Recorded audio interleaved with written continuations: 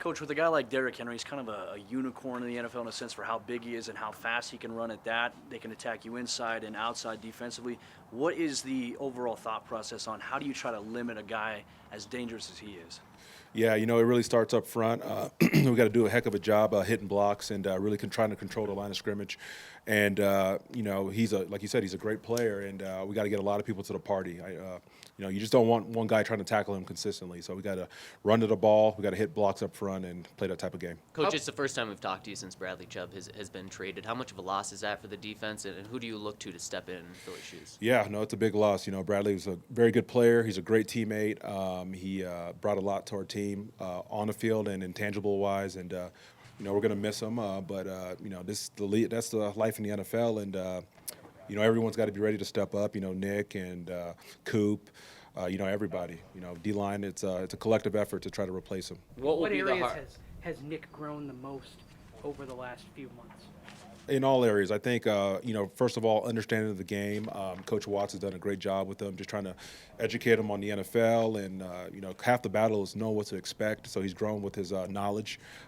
He's, hitting blocks, playing a different style than he was asked to in Oklahoma. And he's really responded to that, and he continues to get better and better. We're still expecting more growth, obviously, but he's been doing a good job. What qualities of Bradley are the hardest, do you think, to replace?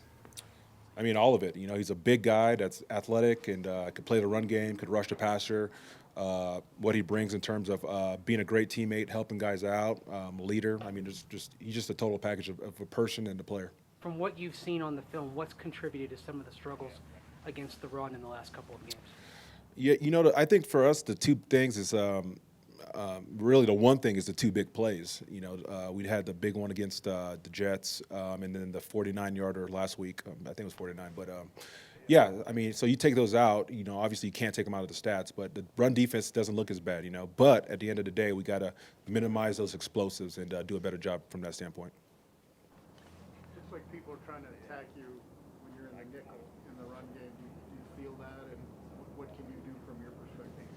Yeah, the great thing about us is that we give a lot of different personnel groups and presentations, and we got a good feel for what people are trying to do, and sometimes it's intentional. You want to force them to try to run the ball because what they're able to do, and so you try to go to nickel for those situations. But some of those big runs, are they coming at you on the perimeter? Do you think?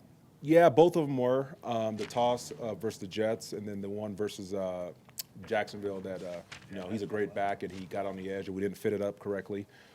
Probably wasn't the best call either, but it's just one of those things. I just think we just got to minimize the explosives, so do better, coaching and players. Anything else? Thanks, Coach. Thank you, Coach.